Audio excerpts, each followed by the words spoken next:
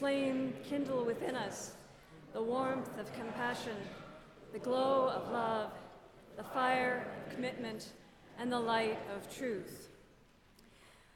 Welcome to you all on this very special night of Christmas Eve. We are quite full in the inn, as you can see tonight, so if there's any possibility of scooching in, that would be wonderful. There may also be chairs being set up in the narthex for people who continue to arrive. Welcome.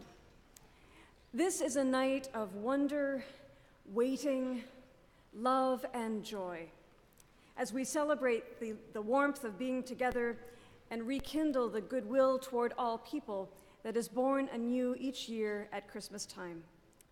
We are so glad to have you with us, whether this is your first time visiting us this evening, or if you've been a member or friend of First Unitarian for many years. We welcome all of you tonight. Thank you for being here. Tonight's service of music, readings, story, and ritual celebrates the Christmas holiday from a Unitarian perspective. Music is a significant part of our evening.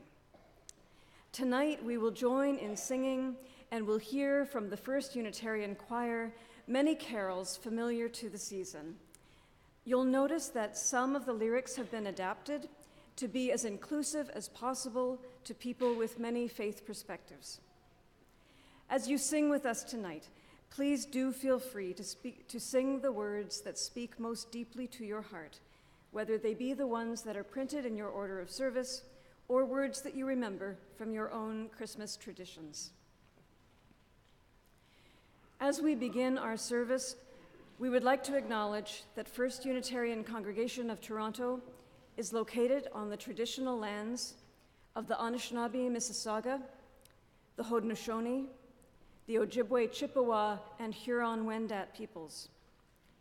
This land was subject to the Dish with One Spoon Wampum Belt Covenant and was also part of the Upper Canada Treaties.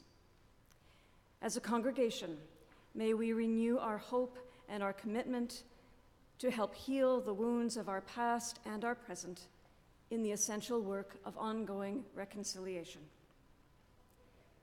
Now I invite you to put your cell phones on holiday setting. Take a deep breath in gratitude for being present here tonight, and rise to join in singing our first carol, O Come, Emmanuel.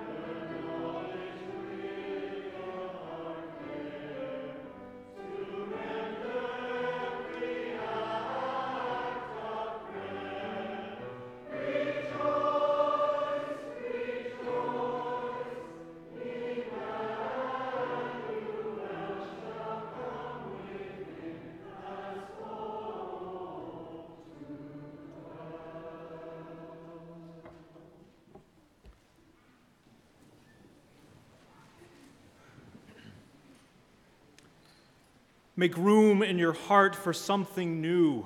Suspend your disbelief.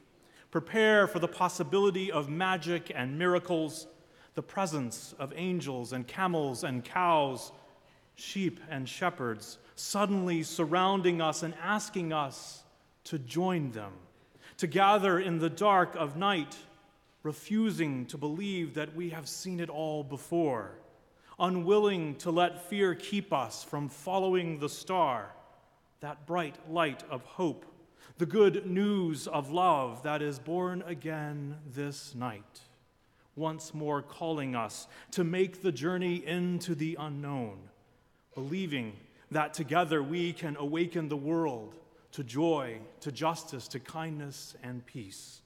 Come, let us celebrate Christmas. From our many and varied paths as a congregation, we arrive here to build up within and beyond these walls a community of love and commitment and hope. Let us now join our voices as one in the words of our covenant found printed in your orders of service. Love is our doctrine. The quest for truth is our sacrament, and service is our prayer. To dwell together in peace, to seek knowledge in freedom, to serve life, to the end that all souls shall grow into communion with the divine. Thus do we covenant with each other and with all. As Unitarians, we draw on the wisdom of the world's great religions. At this time of year, as we celebrate the Festival of Lights, we kindle the flames of faiths that have meaning and connection to our own. Here at the great gate of winter, as the great wheel of the year moves us from the solstice fully into winter, we light the candles of our Yule log to celebrate the slow and certain return of the sun. And on this night, as we honor our Christian heritage, we light the candles of our Advent wreath, candles that have been burning through these last 4 weeks in anticipation of this night.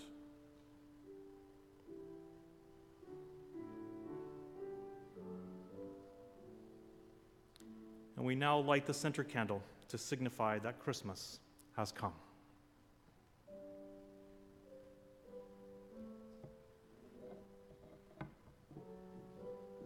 Let us rise to sing.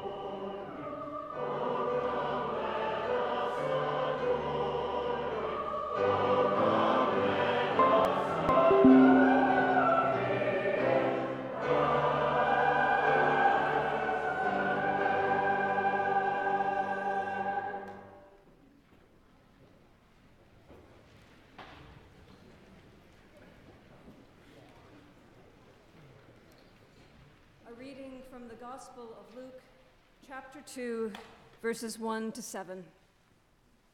And it came to pass in those days that a decree went out from Caesar Augustus that all the world should be registered.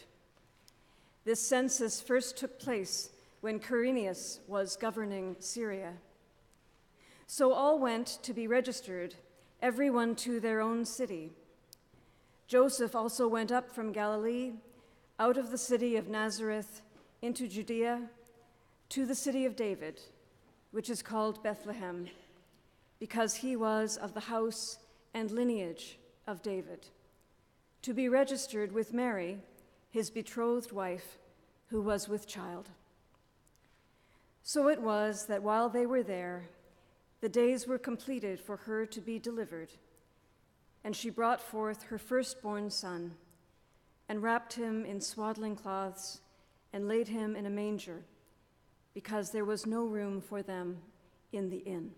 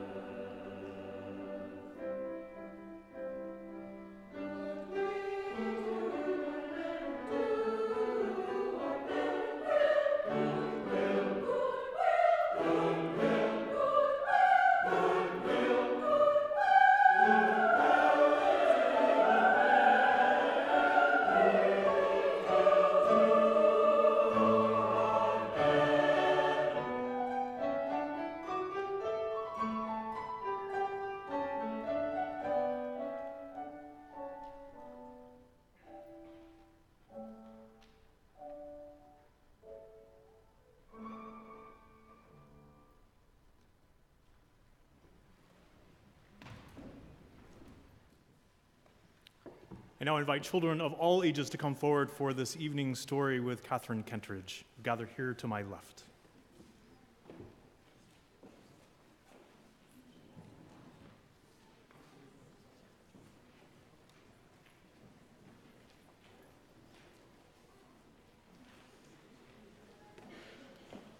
I think I'm going to stand for this story, if you don't mind, so you'll just...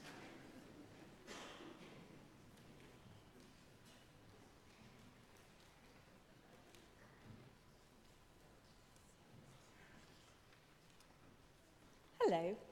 I'm going to tell you about something that is so exciting and so amazing that it makes me quite breathless even to think about it. So if my voice starts sort of quivering and fading away, it's because I'm so excited. I live in the city of Bethlehem, which is in the Holy Land, and the most extraordinary thing happened just the other night.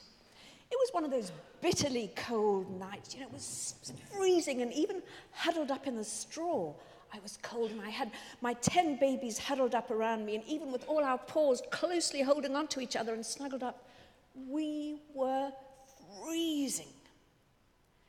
All of a sudden, a donkey came crashing into the stable where we were, and he looked absolutely exhausted. He fell to his knees, and the woman on his back, who was obviously very pregnant, her tummy was somewhere out there, slid off his back and into the straw, helped by her husband. I wondered what was going on. Suddenly there was a lot of yelling and moaning. I rushed back under the straws to my babies, and we put our paws over our ears, but it was still awful. We couldn't block that horrible sound. But suddenly the yelling and moaning turned to the cry of a baby, and I realized that that exhausted woman had just given birth. I was very curious. I thought, what is a human being doing giving birth in my stable? This is a place for animals, for mice, for donkeys, for rats maybe, I hope not, and maybe a cat or two. I hope she's not listening as I tell the story, but people? I couldn't figure it out. And then came the unmistakable sound of the baby suckling at its mother's breast.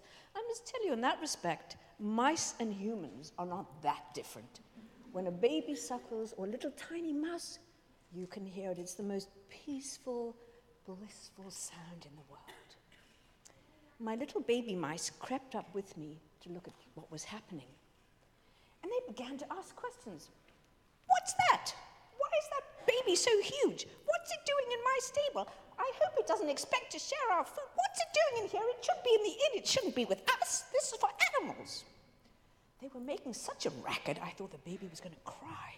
So I thought, shh, I'll explain later. Just shh. Let the baby sleep. I can tell you that baby did not have much chance of sleeping on that night, because suddenly I heard the sound of low, guttural voices. I was and the unmistakable smell of wet sheep. Oh no, the shepherds are coming here to seek shelter on this bitterly cold night. And indeed, 3 shepherds came through the door, each one carrying a newborn lamb. And they laid the lambs down near the baby who was lying in the straw in his mother's arms. And without another word, the shepherds knelt down beside the cradle. They didn't say a word. I thought, oh good, we're going to have a quiet night. Ha! Little did I know. Because the very next thing I heard, there was this huge commotion outside. There was the sound of camels coughing and spitting in the way that they do, and this dreadful, awful smell that comes from camels. I don't know about you, but if you've ever been anywhere near a camel, you'll know what I'm talking about. And I myself have ridden camels in the desert, so I know what the smell is like. But luckily, the stable was too small for the camels to come in, thank goodness. But 3 tall, strange men, dark-skinned and with beards, came into the darkness. Their clothes look rather like the wonderful stoles that Lynn and Sean are wearing. Look at them, aren't they beautiful? But their whole robes were like that, and they had golden turbans on their heads. And they seemed rather surprised when they came into the stable, and although they were speaking a foreign language, I'm a very clever mouse, and you know, from living in the stable in Bethlehem, I have heard languages of every kind as people from all over the world come to visit. So I was able to make out something of what they were saying. And they were saying to each other, "Hey, I thought we were coming to see a king. What's this baby doing in this dirty stable? There's nothing special about him." And the other one said, "You told us to follow that star." "No, I didn't. It was him." They got angrier and angrier. And I thought they were actually going to come to blows right there and then in the stable. But suddenly, they stopped shouting. And the silence was intense. My babies were silent. The lambs were quiet. Nothing stirred, because the shepherds and these men in their wonderful clothes, who had gifts in their hands of frankincense and myrrh and a casket full of gold, had noticed that there was actually something very special about that baby. There was a golden light which seemed to be coming from right inside him. It sort of filled the room. It was round his face. It was as if he was made of light. And his mother also seemed to have a golden halo around her. And the wise men, as I've said, they stopped shouting. They fell to their knees and they silently offered the gifts to Mary, who accepted them with a gracious and very serene smile. And then there was silence again.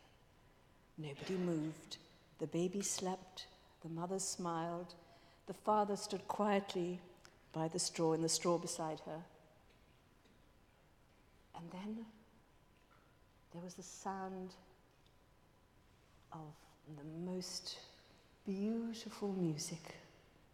It was as if the whole world and the heavens above were singing a lullaby to the baby. And I think you may have some idea of what that music was. I just have to tell, God's a very good answer.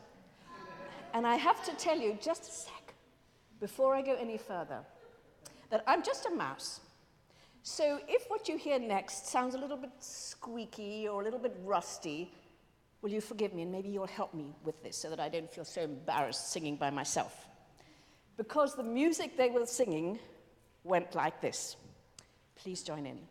Stille Nacht, heilige Nacht, alles ruht in zijn wacht, slechts Maria gezinde vrouw, bij haar kindje met Jozefs vertrouw, zat de hemelse rust,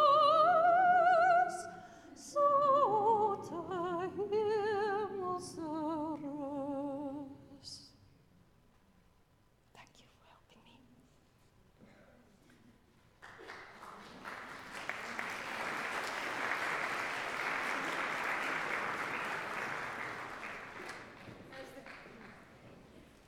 As the children return to their seats, we will continue with singing. We will sing Once in Royal David's City. Amen.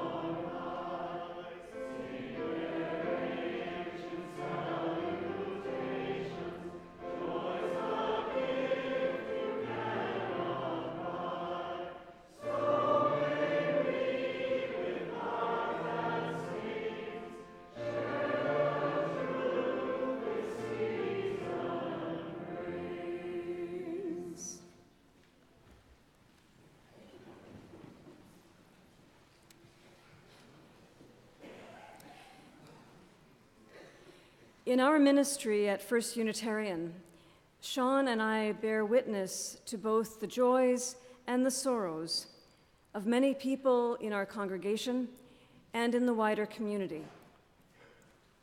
There are times when we learn of circumstances that call for more than simple pastoral presence. Times when we see that an urgent personal difficulty could be eased with some financial assistance, which we provide at our discretion in a limited and short-term way. While thankfully these needs are relatively rare, it's important that as a congregation, we're able to provide what support we can for members and friends in urgent financial need. That's why every Christmas Eve, a special offering is collected for the minister's discretionary fund. Your generosity to this fund every year allows us to respond immediately to urgent needs as they arise, in situations where short-term financial assistance could make all the difference to an individual or a family in need. To contribute to this fund, you can use the white envelopes that are tucked into your order of service tonight. In addition to the special offering for the minister's discretionary fund, we of course welcome and deeply appreciate your offerings toward the ongoing life and work of First Unitarian Congregation. For this, you may use the regular offering envelopes. With gratitude for your generosity, as we strive to be a community of care and compassion, we will now gratefully receive the offering.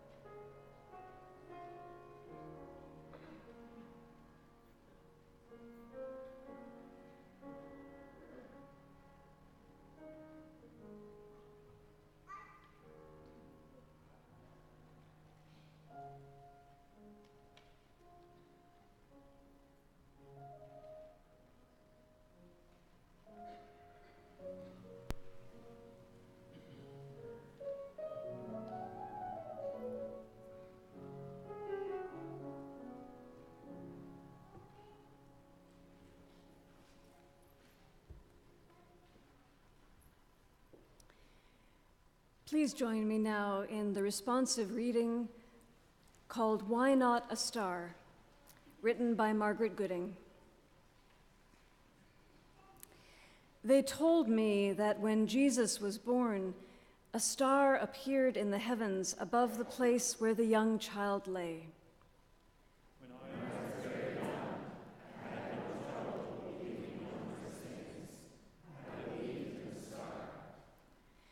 It was a wonderful miracle, part of a long ago story foretelling an uncommon life.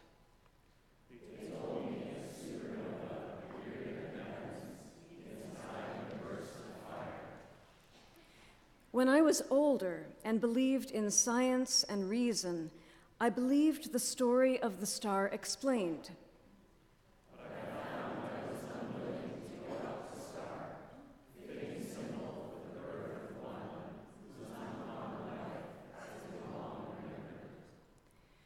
The star explained became the star understood for Jesus, for Buddha, for Zarathustra.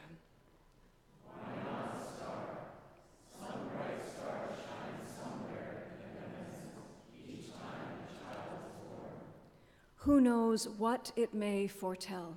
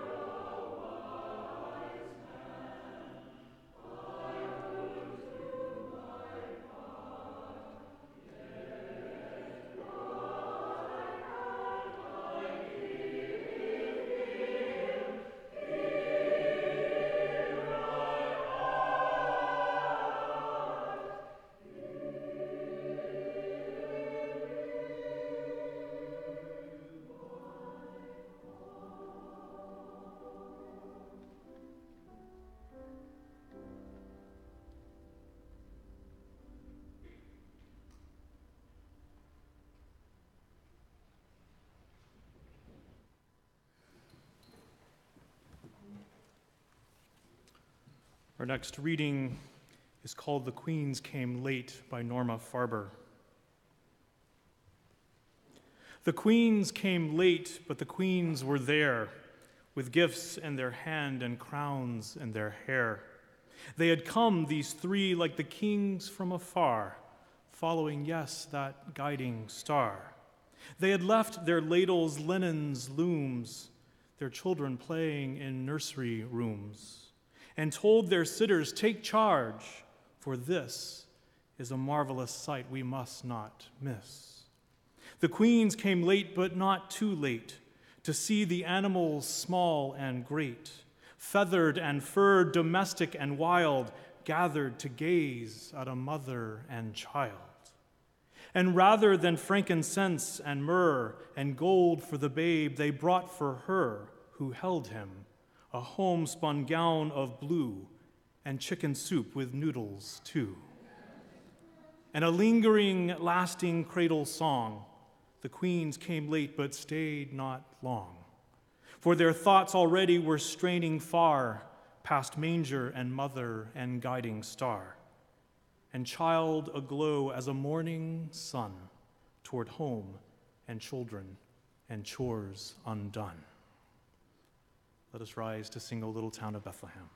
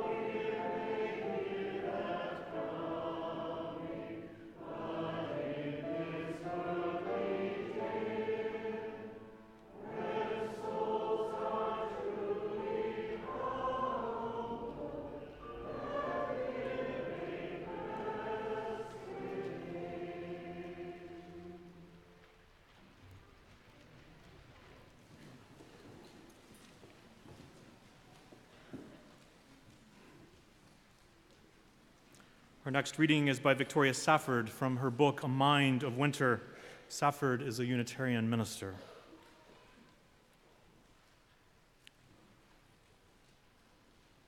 None of it is real.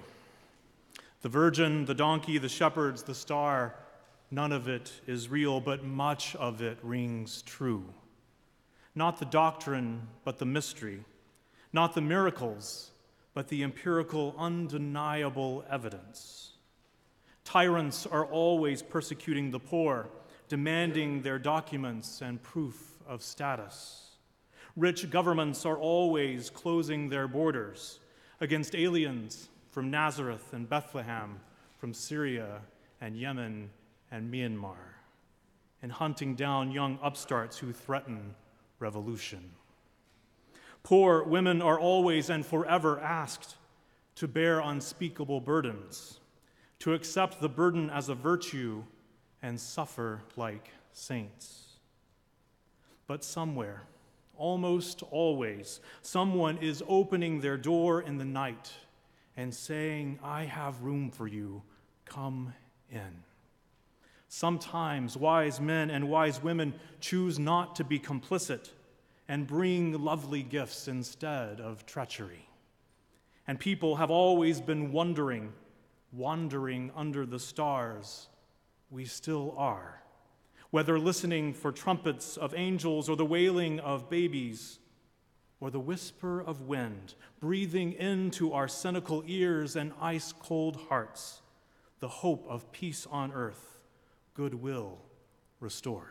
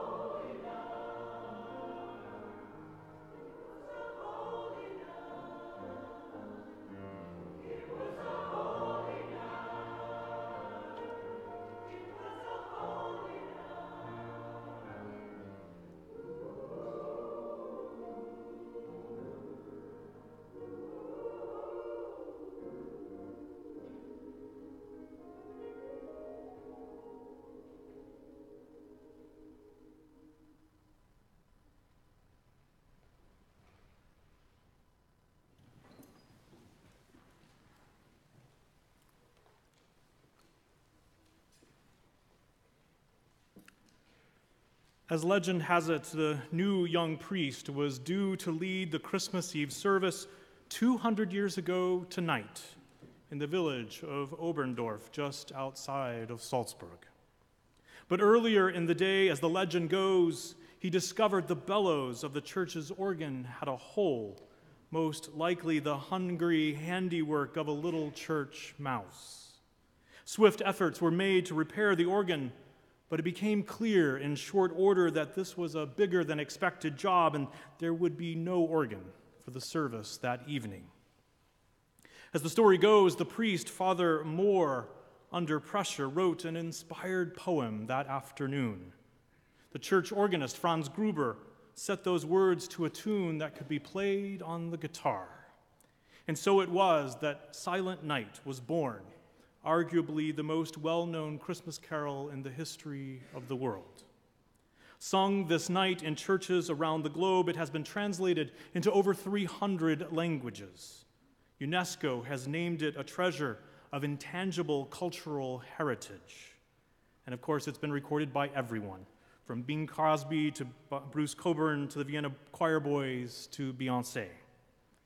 The details of how the song came to be, though, aren't quite as simple as the myth makes out.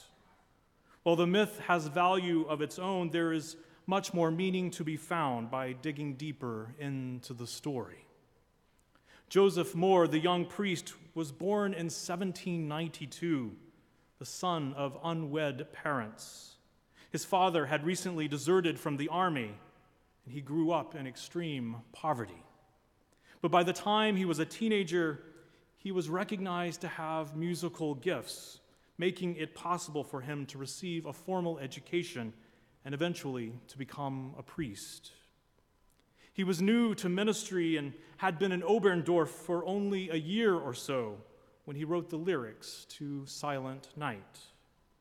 His now world-famous words were written in the wake of the Napoleonic Wars that had devastated so much of Europe recently. Salzburg, following 400 years of independence, had been recently annexed by Austria and traded off to Bavaria. To make matters worse, the region was still recovering from an awful famine. 2 years before, the year had been called the year without a summer. A volcanic eruption half a world away in Indonesia caused significant climate change in Europe. It was catastrophically cold. It snowed in the summer. Crops failed. People starved. The economy was in shambles. And so it was that the first congregation to sing Silent Night was made up of people living through a time of terrible uncertainty. They had been traumatized by war and by famine. They were exhausted by grief and haunted by hunger. What a leap of faith it must have taken then to sing of a silent, holy night, of a sky calm and bright. What an act of faith it must have been to dare give voice to the hope in the words of this new song. The lyrics in German and in English are actually significantly different in many ways. In German, there is in the words this notion of a radical, universal love that sounds a great deal like the Unitarian and Universalist theology of the time. Listen. Silent night, today all the power of love is poured out, and Jesus, our brother, embraces the peoples of the world. What powerful words to write in the immediate wake of war.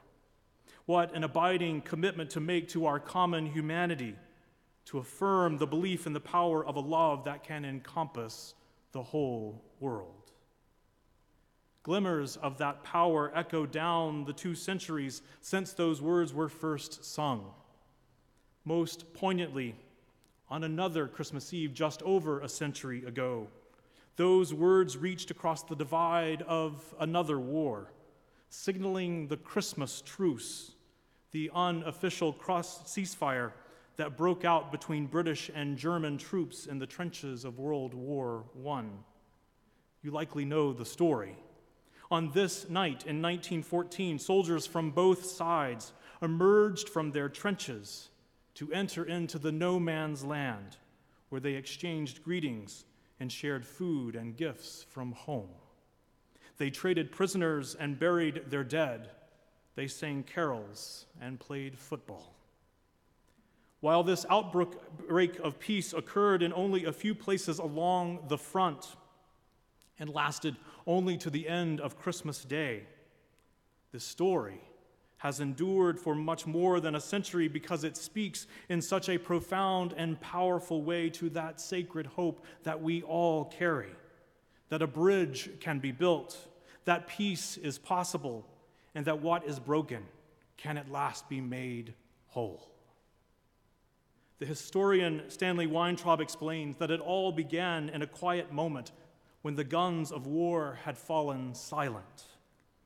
As Walter Kirchhoff, a German officer and a tenor in the Berlin Opera, began to sing Silent Night, first in German and then in English. His strong operatic voice carried the simple melody across the night and over the divide between bitter enemies. And then the next remarkable thing happened. The British soldiers sang back the song, a longing that they themselves might sleep in heavenly peace that night. Peace, though short-lived, was born anew in that moment as soldiers on both sides recognized that on both ends of the rifle they were the same. That awareness, that ability to see ourselves in another, is always the place from which the possibility of peace springs. One last story, yet another anniversary.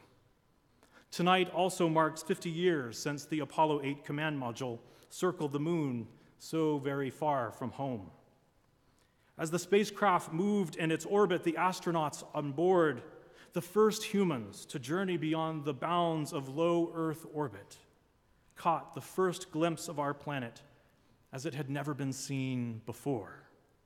There, held in the dark depths of space, was our tiny blue-green ball shrouded in clouds of white. It was a wonder to behold.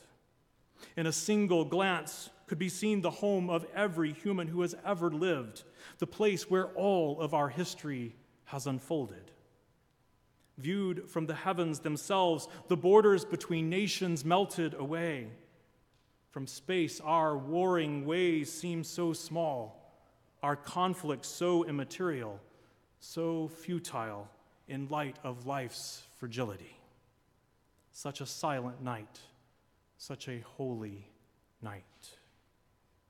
In astronaut Bill Anders' iconic photograph on the cover of your order of service this evening, take a moment.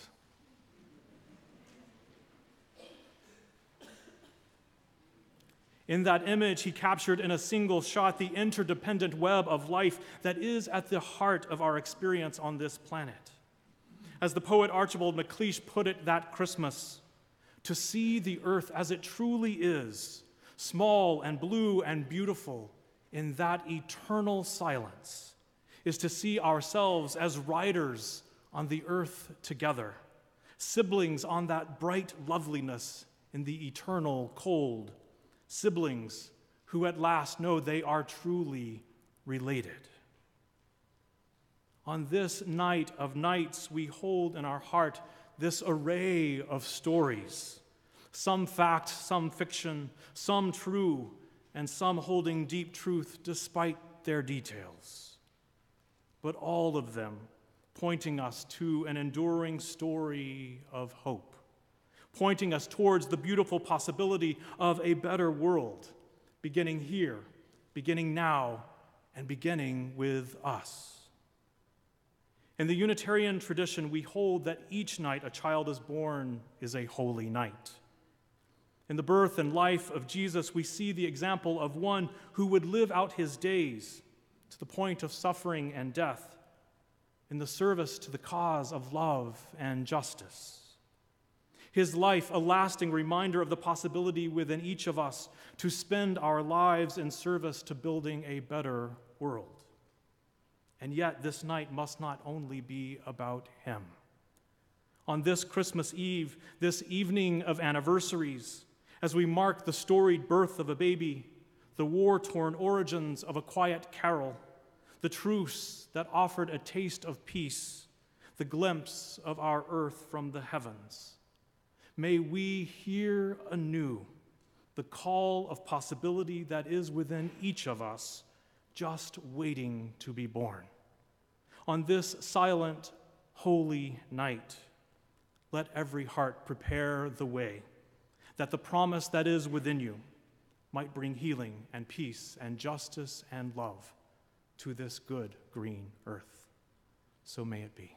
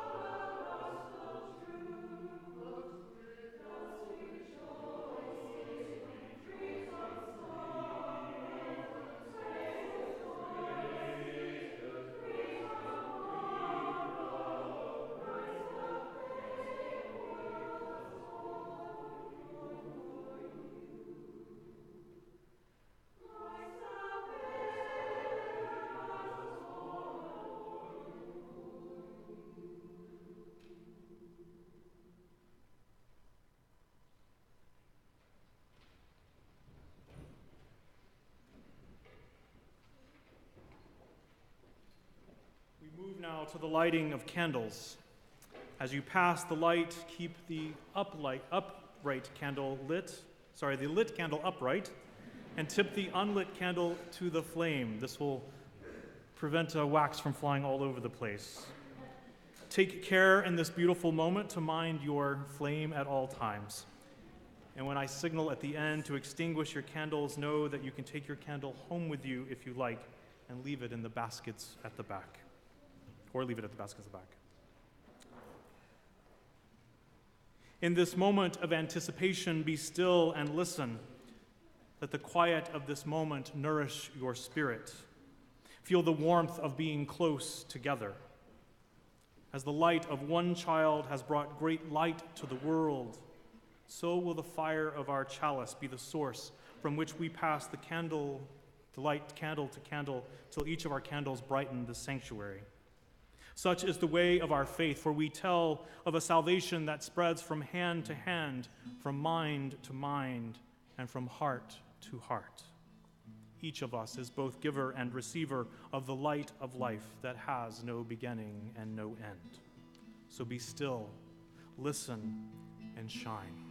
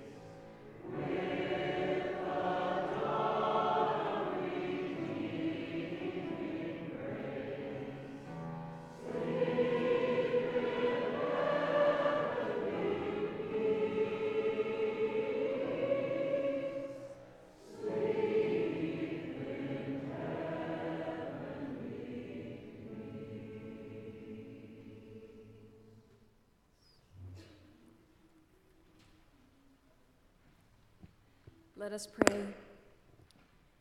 Spirit of God, Spirit of life, God of love, creative source of wonder and mystery, open our hearts tonight to the rebirth of sustaining love, to renew our spirits and bring peace to an anxious and weary world. Recalling again a story of miracle, hope, and blessing, may we, like humble shepherds gathered round a manger, find radiant love and infinite wisdom born anew. In the unexpected places, in the times of uncertainty and struggle, at the end of journeys we never expected to take, may we find new hope, new comfort, new joy. Following stars of passion and promise, may we find new paths toward love and justice, that all may be fed, all may be warmed, all may be sheltered. Guided by wisdom that travels through time, may courage and compassion be born in us tonight, that the world may be transformed by our love. Spirit of life, ever creative and renewing, enter our lives tonight, that we may become the bearers of the gifts now needed in this world. May we behold again the gift of love, which is ours to give and ours to receive, illuminated now in the mystery of this Christmas night. Amen. Now let us join in singing, "Angels we have heard on high."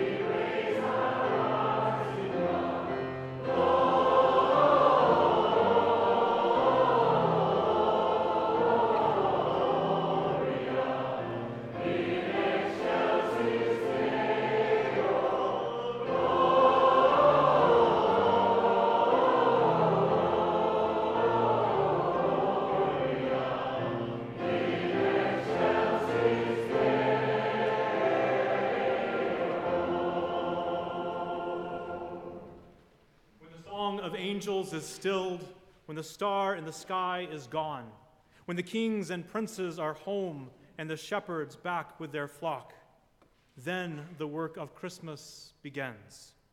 To find the lost, to heal the broken, to feed the hungry, to release the prisoner, to rebuild the nations, to bring peace to the earth, and to make music in the heart.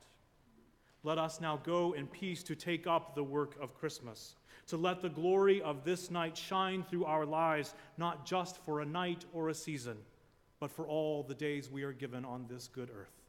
Blessed be, and amen.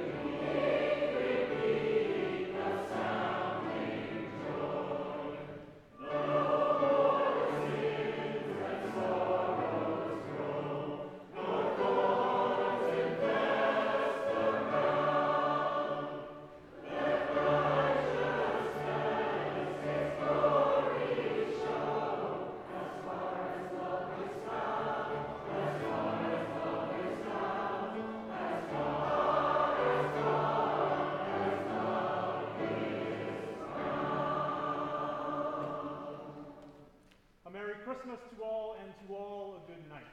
You can extinguish your candles.